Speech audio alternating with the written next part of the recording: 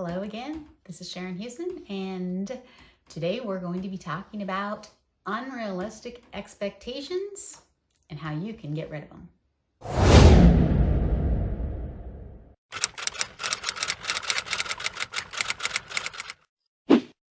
Recently, I sent out a newsletter to my list, of which I hope you're a subscriber. If you're not, the link to my email list is below this video in the comments. And I asked what my newsletter subscribers would like me to talk about here on this program. So I got a very thoughtful response from my reader, Felicity. So Felicity said she'd love information on developing the right expectations of being a writer. I know what I dream about, and I know how blogs describe pursuing publication, but they're different. I'm afraid I'm setting myself up for failure, thinking I can write a couple books to work the kinks out and then be published. It's a ticking clock in my mind. I tell myself the only way to be a viable writer is by being published. I put a lot of pressure on myself. There's a logical part of me that knows this thinking isn't realistic, but it's the thinking that is the loudest. So how do I stop having such high expectations and putting so much pressure on myself? And I'm just going to say that I still do this every day in a lot of areas of my life, putting expectations on myself. And so for me, the biggest thing was understanding where that voice came from. So the voice that I always hear is my mom's. My mom was a type A. She always was driving me to be better, driving herself to be better. If I got an A-, she's like, why wasn't it an A? So that's the voice that I've heard for years inside my head was this: you can do better, it can be better, you can do more. And I know on my blog, I've written several posts about expectations and how having high expectations can be good, but it can also be bad. And I think that we should all have expectations, but there's a difference between realistic and unrealistic expectations. So today I want to talk about 4 different ways that we can derail unrealistic expectations. So I hope that you will identify that voice, whose voice that is and where it comes from. But the first thing is to remember you only have control of yourself. So a lot of times, like take the Hawaiian vacation, as a matter of fact, as in my example, that's what I will use. We went to Maui, and I'd heard from several different people about this awesome bike ride up the mountain. There's a volcano there, and inactive, or mostly inactive. Anyway, you take a van up before daybreak to the top of this volcano, and you watch the sunrise. And it's really spectacular. And then you hop on your bicycle and you ride downhill all the way to the coast. And it is pretty much downhill. So I'm like, yes. So we get up at 2 a.m. or some ridiculous thing on vacation, go to the lobby, get picked up, blah, blah, blah.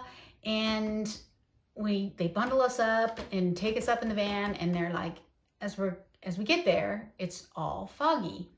And they're like, the weather report doesn't know whether or not the fog is going to clear in time for sunrise, but we're going to wait anyway. Guess what didn't happen? But you know what? I definitely don't have control over the weather. So for me to be able to say, oh, my expectation was that I was going to see this gorgeous sunrise over the Pacific Ocean and see all of the island. Great. But did I have control over that? No. What I did have control over was my part. I got up, I went to the place, I made myself available should that thing happen. So remember that whatever the situation is, you only have control of yourself. For writers, most of the time, it is getting published when you're submitting to a publisher, a traditional publisher. You don't have control over whether they want your story on their shelf. Or any of that. So you can only do your stuff. So don't have your expectation being that every novel, everything I send out is going to get published. That's an unrealistic expectation. Okay, so second thing is to know your limits. I'm a fast writer when I'm drafting. I'm not quite as fast of an editor. So, but still, when I was starting out, I still did not give myself okay, I'm going to write 5,000 words in my 2 hours a day that I write. I have done that now, 7 years later into it, but still 1,000 words an hour is that's what I write. That's my average. And this morning I wrote a short story. It was 1,500 words and it took me 40-ish minutes. So that's faster than 1,000 words an hour, isn't it? But my pace is still 1,000 words an hour is what I can draft. Because if I keep raising it up and up and up, then it's going to be an unrealistic expectation. I'm not going to be able to meet the goal.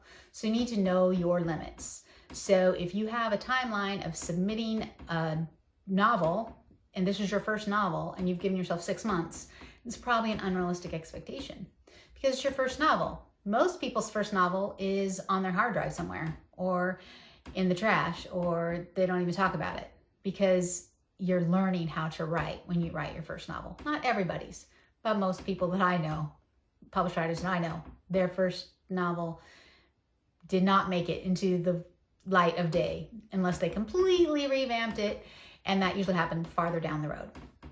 So know your limits. Number 3 thing is about gratitude. Okay, so most of the time we focus on what we want to do.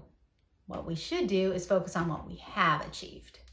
And I am horrible about this. I'll be like, I need to do blah, blah, blah. And everyone's like, yeah, but you've already. I'm like, yeah, I know, I already did that. So it doesn't matter. Now I need to go bigger, get more, do more. Why can't I be grateful? Why can't I celebrate the things that I have done? Not saying I'm going to rest on my laurels. Not saying, oh, because I've published, I'm never writing another thing. That's not what I'm saying. I'm saying that we should focus on what we have achieved and be grateful for those things. And the other thing that our past achievements are great for is using it as a measuring stick. So I wrote a series of 3 books. How long did it take me? How long did it take me to write it, to get it ready for the editor, to get the editor do everything, and get the changes back so I could actually publish it? If you're thinking about any publishing, you got to think about the whole timeline. So you can't have an unrealistic expectation of I'm going to publish a book every 3 months, unless you know that your editor is going to be available to fit you in on that schedule. You might be waiting on their schedule. So again, remember, you only have control of yourself, but you have to focus on what you have achieved and use those achievements as a gauge for what more you can do so that they'll be realistic. Obviously, if the most you've run is a 5K, running a marathon in 2 months is probably an unrealistic expectation. You're going to kill yourself. You're going to be so sore you can't move, or you're going to pass out, collapse before you go 26 miles. Okay, so that's an example. And the last thing kind of circles back to where my high expectation voice came from. So surround yourself with supportive voices. So Felicity talks about the thinking of getting this done and writing this and blah, blah is unrealistic, but it's the only thinking she has. She needs to have a different voice. So find out where that negative voice comes from, or that unrealistic voice, that pie in the sky voice, and find voices that support a more realistic dream, so that eventually those voices can hopefully drown out the ones that keep demanding that you get higher and higher and higher and meet more realistic expectations. So I'm sending a hug out to Felicity and to all the other people, especially writers out here listening to this, who have placed some crazy high expectations on themselves that even Stephen King couldn't meet, or even James Patterson, or even insert famous author who writes fast books or writes clean books or writes your genre or whatever here could maintain or could attain. So remember, you only control yourself. Know what your upper limits are. Focus on your achievements, be grateful for where you're at in the process, and surround yourself with positive, supportive voices that can drown out that voice that keeps demanding that you can do more, that you can be more, that you should already be published by now, or whatever that voice is saying. So if you found this helpful, could you share it with your friends? Just drop the link in your Facebook or whatever social media you use and say what you found great about it, and send your friends right here so they can watch it too. If you haven't subscribed, hit the subscribe button. And if you would like to have more encouragement on a daily basis, please join Write Your Book Nook. It is linked down below as well. Until next time, write your story, my friend, because it matters.